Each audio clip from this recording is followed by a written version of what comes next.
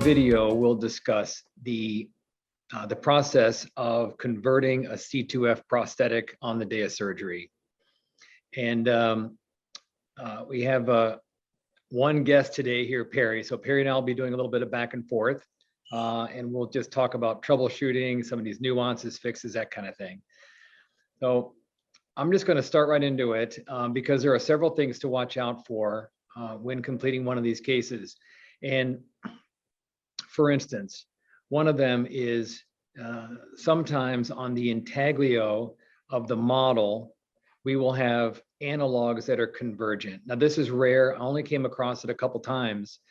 But rather than trying to grind these things into, into a point or to adjust them to get closer, just cut the temp coping off down here, and it just won't protrude out of the model as much. These models are actually a little bit thicker than the ones we're making today. So just cut it off.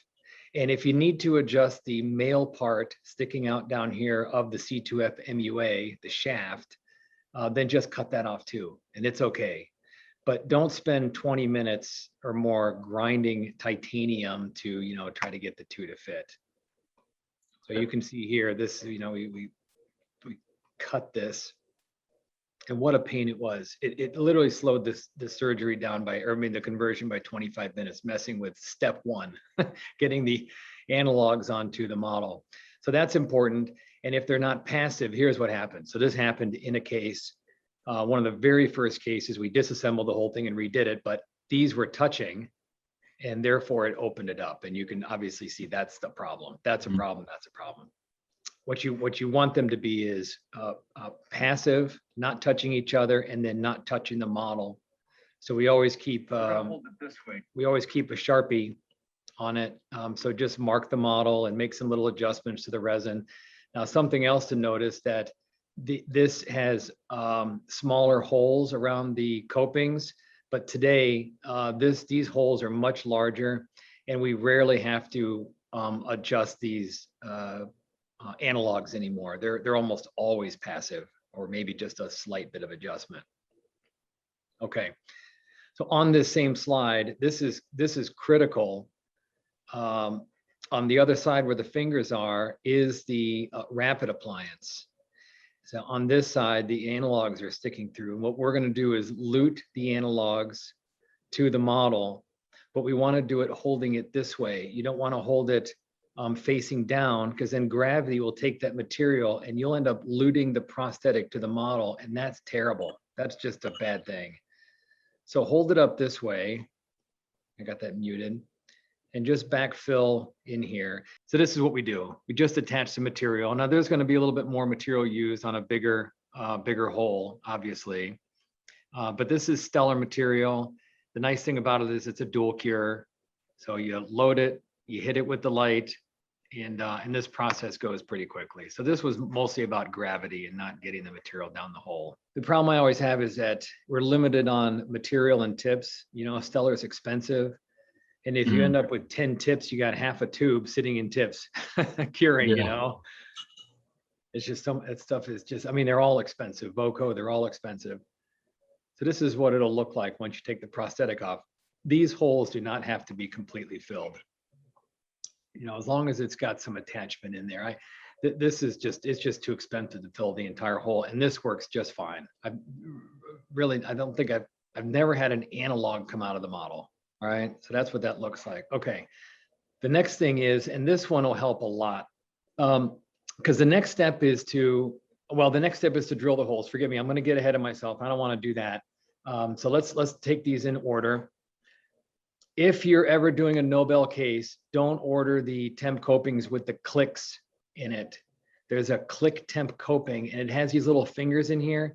Those things don't fit on C2F MUA analogs. You end up having to grind these things off. So I had a real problem with the case on that. Otherwise, as long as the MUA is Nobel compatible, then it'll work. And there's quite a list of those that I could share.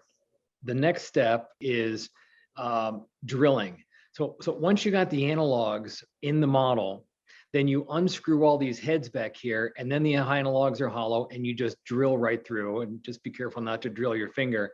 But I put this little thing on here because it'll be a fast video, but check this out. Check out that prosthetic, how it lifted off when we were drilling. Yeah, I see it.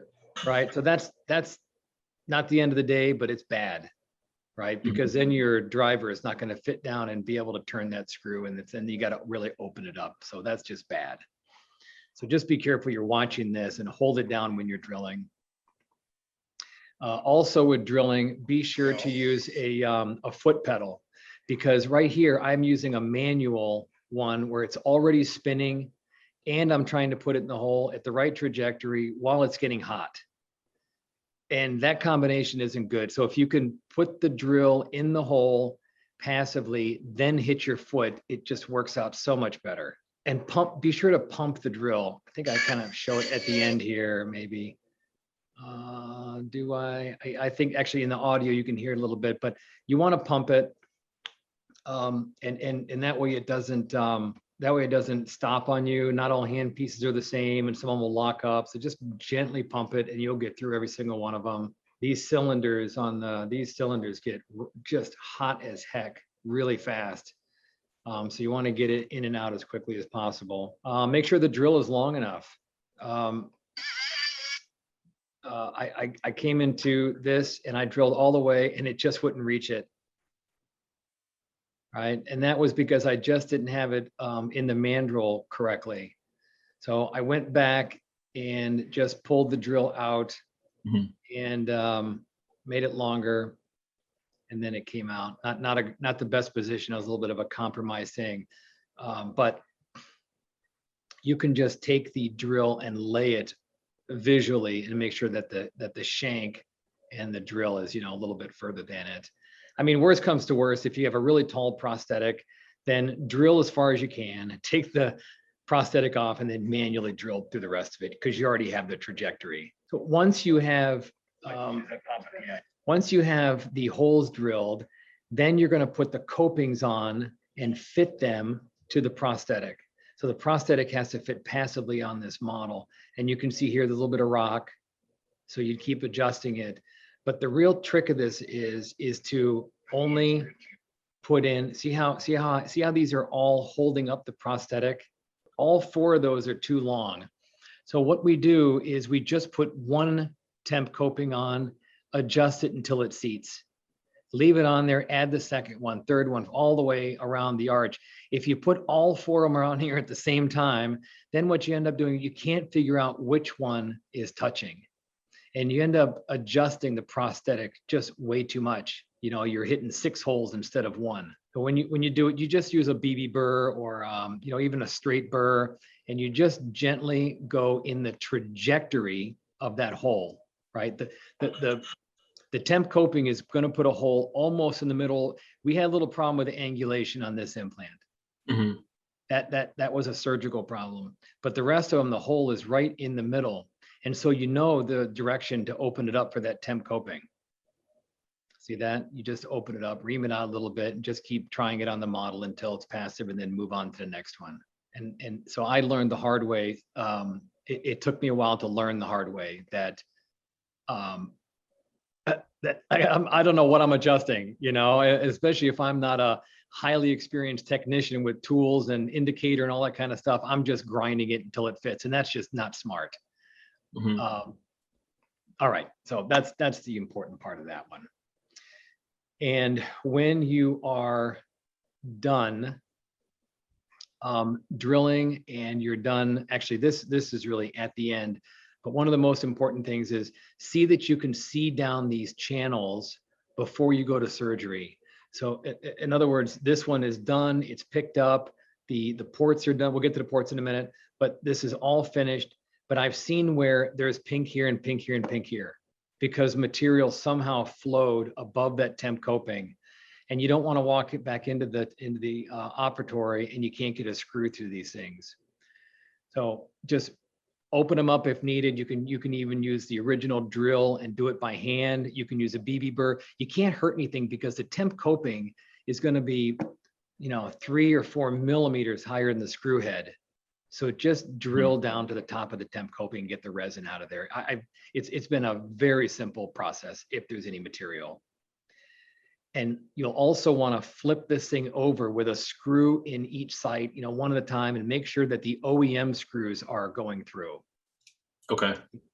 And because I think you saw that in the other videos where we always use a gold screw back in the lab, the C2F screw, and then the OEM ones in the mouth, all systems. That's really important. The gold ones will fit in the mouth, but the OEM ones half the time will not fit in these C2F analogs. So that's why we include those gold screws. Okay, block out. When you're blocking out, we have these special little rods that we just that we just force down in the holes. We taper the ends of them. You can fit them into the Temp Copings, and they make a perfect block out.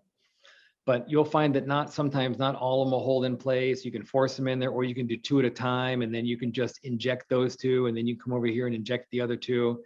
The order is not that important. But what is important is that we don't do this, and that is put the model down on the table. All right, now we inject it. That we don't put it on the table and inject this way, because what happens here is that material. make sure you don't miss the hole. Mm-hmm. That was a blunder. Now, so what happens here? Missed a hole, luted the prosthetic right to the model. The material that did go in there dripped down and luted the prosthetic to the model, and it took me 15 minutes to separate the 2. Well, that's just ridiculous. So never put the teeth up. Always put the teeth down. Don't use blockout gaskets. I'm going to show the whole technique a little bit later in the full video, but this slide is just reminding you, don't do that. Turn it upside down, and we'll go. So you see the mess? Yeah. Wish I would have known better. That's why this particular conversion took a long time, and we used it for this training video for all the little mistakes we made. This one is okay. Inject with the teeth down. So we'll go through this part. We're going to put the blockout rods in, and I'll just kind of fast forward because we're going to go through more of this in the full video. Put all the blockout rods, and then from right here, this is the key. Teeth down. You can see the gap between the 2, and you're just going to inject until you see the material coming up.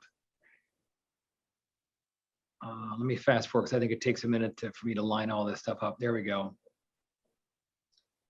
So inject it. Now here's another thing, Perry. You know, you're a dental technician, and you say, well, what the heck? Look at this prosthetic is not down on the model. Well, remember, we created this model. There's a carrier guide peg, and this is, you know, in the proper place that it was in the mouth, but we've added analogs to it from the mouth, and we're creating a model. So even if there's a little bit of a gap here, that is not going to change anything in the mouth because we made a model based on it. Okay. So not that big a deal. And we're going to articulate according to where those teeth are too. All right, so let's watch this. And wait till the pink comes through the tube.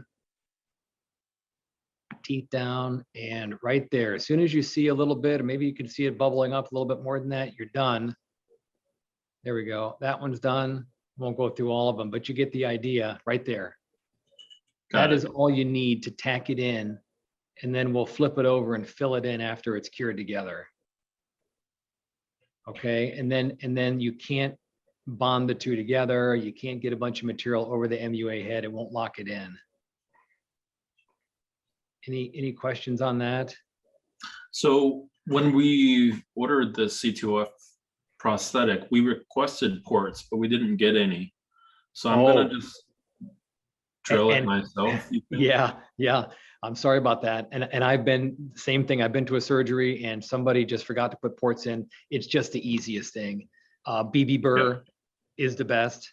You can use a drill, but I found BB burr is the best. Just pop it through. Okay. Yep. Good. That's too bad. Those should all be caught. All right. So that's the trick. And that one saved us a lot of misery. I don't think I have the end. That's okay. We'll see the end when it's, okay. Okay, and then last on the tips, there's probably a lot more, but that's the last on the tips is the bite registration. For a long time, I said, I suggested that the doctor just take 2 bites, one here, maybe one on the left, one on the right. But sometimes they're kind of tough to work with, little bites on the fly. So the doctor can take a full arch bite, but just kind of rub away the anterior part of it so you can see these teeth coming together over there in surgery, because that's the last thing you're going to do is you're going to take a bite with the long-term prosthetic, not the rapid, the long-term prosthetic against the opposing. Right? So you take the rapid appliance is picked up, take it out of the mouth, then you seat this, and then you take your bite, because that way you don't have any temp copings holding it open. You don't have a bunch of goop. You have teeth to teeth. I suggest the best bites I've seen for this procedure is just a roundhouse bite and wipe it away so you can see the teeth are coming together, and have the patient practice. You know, a lot of them are they're out, right? They're sleeping. So you just got to practice with the mandible. And let's go through the video of a case, and let's talk about, I know on our website, there's a full list of tools and materials and that kind of thing. But let's just go through them. You'll need a handpiece with a foot pedal. You need some stellar material. You'll have the C2F models with the articulator. You're going to have the rapid that's picked up in the mouth. You're going to have the long-term prosthetic with no holes. If you haven't already cut down the cylinders, some clamps really help. You'll have stellar, and then here's your copings. There's extra tips, because you'll probably use 5 or 6 of them per arch. Right, all these items here mentioned. You'll need a hex driver, which is for the C2F MUA heads. I've just been using this contra angle with a hex insert, but a thumb drive or even a tool that the doctor uses in the office to screw down most straight MUAs will work.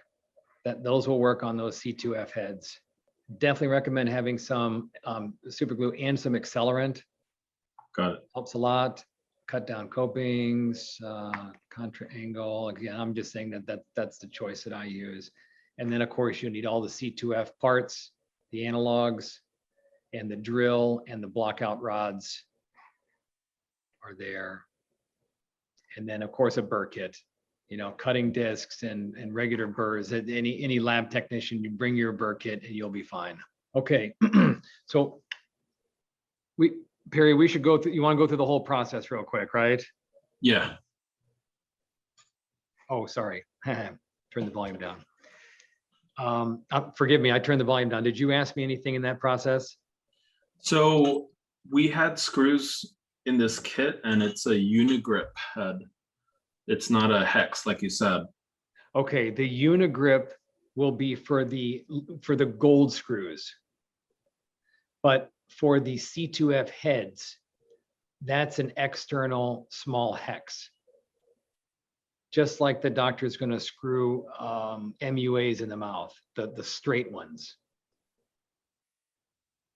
But you're right, though. The gold screws are a uni. Okay. Yeah, 048. They're 048. So as long as you have a driver kit, you know, one of them will work, but 048 is the proper size. And Okay. then the head of the MU, I'll stop in a little bit and show you. But though that's what you'll need. Also, So, Alan, another thing we're missing is that articulator piece. We didn't get that with our shipment. You didn't get a little black hinge articulator? No. Okay. Okay, I'll send you one. I'll send you. I'm guessing you don't have any of these Artex articulators, No. Artex, Vertex. No, I don't. Okay, all right, I'll send you one, no problem. All right, first step is to take the gold screw. Right, always use the gold screws back in the lab and OEM in the mouth. gold screw. At this point, you can just remove the model. That was just kind of seeing how it fits. And then just assemble the gold screw with the analog, just like that. And then we'll fast forward. This gets in a little bit better focus in just a minute. But now they're all attached. There is, so you see there's one here. This is the newer style. There's still some older ones floating around. They're really no different other than we shortened it for in case they're a little convergent, but they're the same thing if you happen to get one of each. That's what it looks like. So here's something very important. Make sure these are all screwed down, totally screwed down. Sometimes those gold screws can give you a little bit of a resistance, but you can give them a little bit of extra turn and they'll turn all the way down, but look for any gaps. All right, and once that's down, then I guess I'm explaining about the gap here. Take it and assemble it to the model, and you'll be able to see here that the model holes are much bigger. And this one just fit passively. I didn't touch anything, just dropped in. And this is what I find most of the time. Perfect. And then turn it sideways and then just start to backfill. Let's see if I get it. I think I get it in focus a little better here.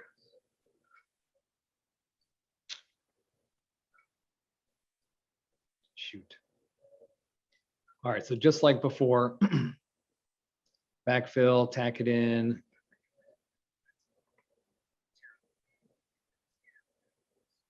Make sure there's no gap. And that's what I mentioned. When you're getting ready to hit it with a light, that's when you really turn it over and have a look at that, or turn it sideways and look to make sure the prosthetic's all the way down on the model. So Okay. keep backfilling it. There we go. Here's the. Okay, they're all in there, but they're really not in there that great. It's just really tacked in. I mean, especially that one. So this is where we'll come back with some more material and then really finish it off, make it solid, add it in. And see, you see here, you see how it's a little hex, that external hex? I see it. Yeah. Yeah. Okay. All right, hit it with a light. We send Stellar, and Stellar is a 20-second full cure. So if you're going around this for a minute, you should have everything cured in, ready to work on. And you see how I have a little bit of material there? Yeah. Not good. You'll see that that'll show up a little bit later when the prosthetic's not fitting. All right, so just make sure there's no material that got up on the MUAs.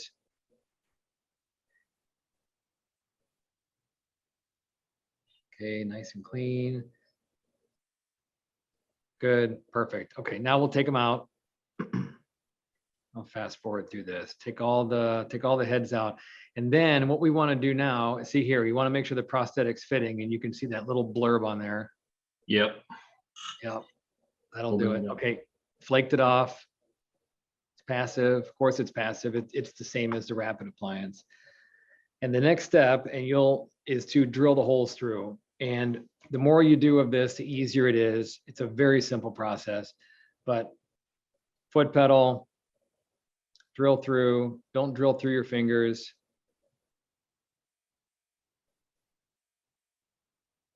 And you'll see I'm going to make sure that it's long enough. Good. Then I'm going to try to passively put it through the hole. Make sure it doesn't lift.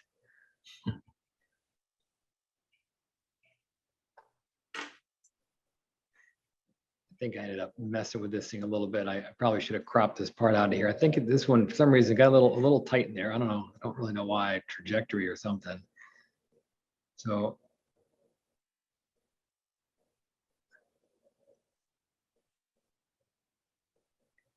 Okay. I don't know what my problem is. Oh, I know. I didn't have it in the manual right. It was just spinning in the manual. All right, here we go. Oh, okay. Little technical difficulties. All right, in it goes, and then do a little bit of pumping action, and it'll come through. And I think I'll say this later too, but we never want to do anything with water. To clean these off, have an air can or an air supply or something, because it's better to not what do you call it? When you get water on it, and what it's contaminated, really. If you get water in the holes anywhere or down those wells, it's contaminated. And then somehow you got to perfectly dry it off. So I just use air only, and maybe just an instrument to pick it up, perio probe or something like that, to pick the little flakes out, and just use air. Okay, this is, so all the holes are drilled. And the next step is air off the model, air all these holes out. And then we're going to put the MUA heads back on. And this is really important. Make sure that they go all the way down. That's just, just a visual inspection. Put them all the way down. Fast forward a little bit. Don't watch. There we go. So maybe you'll see something up, but I think on this one I got everything down, because obviously if you have one or two of these up, one of them up, it's a disaster. Things aren't going to screw down. Okay. All right, everything's down. Next step is to put the copings on. Now I put one here, but I'm pretty sure I put a coping on every spot here. And this is where I really learned the hard way that trying to adjust 6 copings at the same time is futile. I put them all on, and it took me a long time to adjust all these down, a long time. And then when I learned the next time, it went really quickly. So I'm kind of beating a dead horse on this video, but it'll be a good tip. So see, I don't know how much longer I'm still doing this, but still doing it. Yeah. Yeah. All right. So we got them opened up, almost passive. I want to keep fast forwarding, and then I'll show you what happened, because I ended up adjusting where I probably didn't need to, right there. I just kept adjusting. And at this point, if I would have known that I was going that deep with only that temp coping in there, I would have adjusted the temp coping at that point. Right. That's what I was thinking too. Take a millimeter off, and then it'll fit. Yeah. Okay, good. I've even gotten to the point where if one of these is flaring out a little bit, you just shave off the buccal part of that coping, and then you don't have to remove tooth structure on the facial or the labial. Okay, it's down, it's passive. The next step will be to lute. This is where I decided, because there's 6 of them, I decided to just work on 3. And I got these 3 rods to really lock in there. I rotated them, twisted them, locked them into those copings, and then just simply backfill. And you notice there's no gaskets. There's nothing to protect this material from hitting the prosthetic except gravity. And this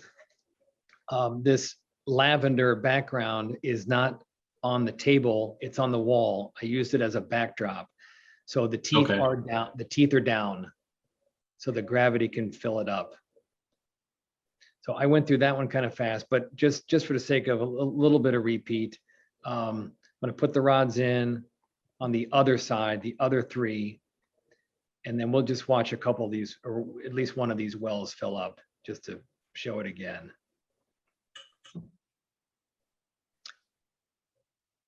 And the bigger tip from Stellar works perfectly in this. When we flip it over and we're adding material around those temp copings and all those little areas that are small, there's a better tip for that. And they make some. Who makes them? Somebody makes some really micro tips. Actually, I think it's Boco, but we don't have to get 2 different materials in here. Okay, we got that. What we found, and I'll show the video in just a minute, is that you can use a composite gun to backfill these little areas. And I'll show that in another video in just a minute. All right, so this is sometimes the trick.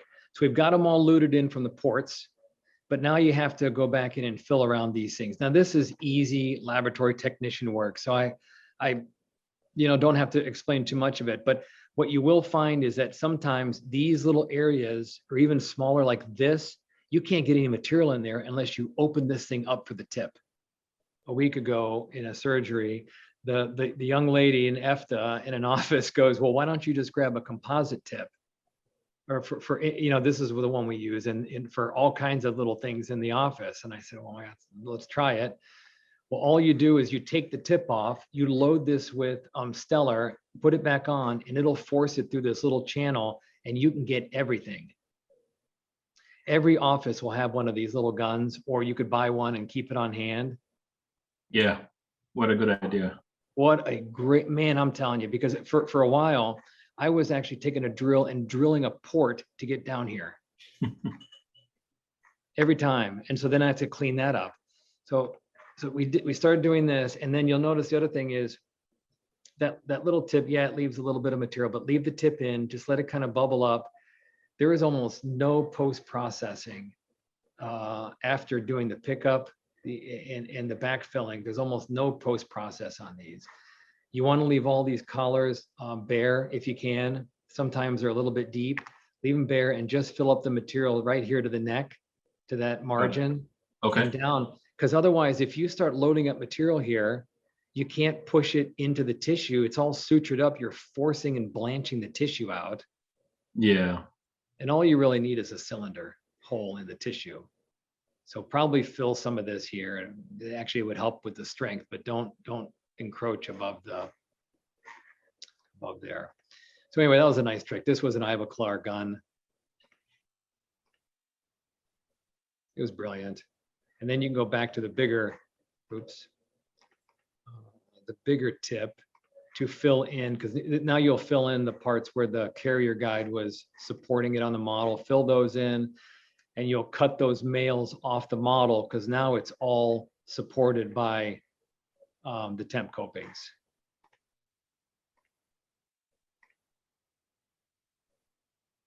Okay, there we go.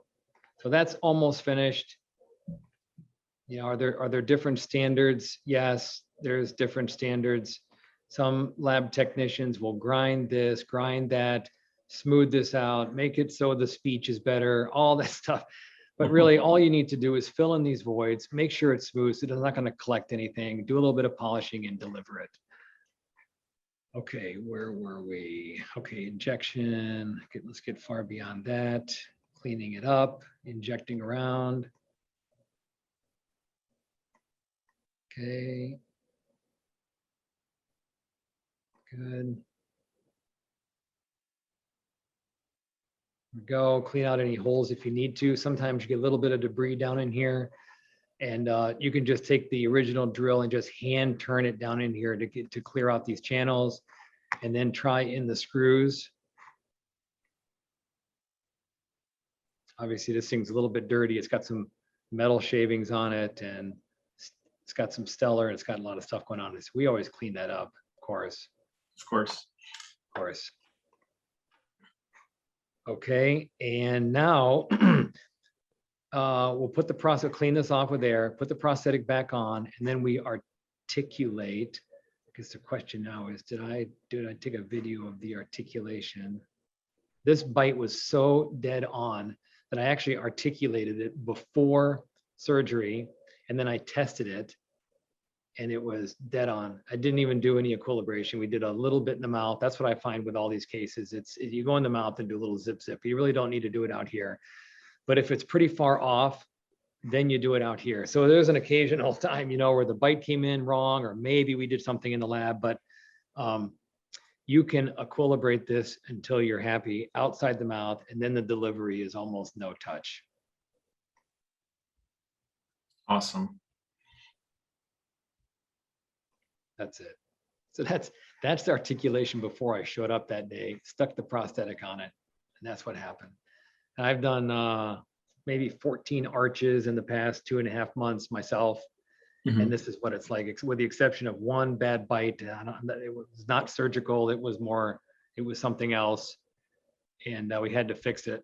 But all the rest of them just dead on. So that's C2F training. Do you have any questions for me? You want me to go back and look at anything? No, I think I got it. I'm excited to give it a try. Yeah, it'll be fun. Especially for dental technicians, this stuff is just easy. I I overthink it, overdo it, overanalyze it, because I know I'm teaching staff, and staff, they just don't have a lot of background with, with tough lab work. But Mhm. this stuff for you, for technicians, this stuff's a piece of cake, and you're probably thinking faster than I'm saying because you're watching it. But okay, well, look, this is recorded. I'll put it up on the website, and I'll send you a link. How about that? Sounds good.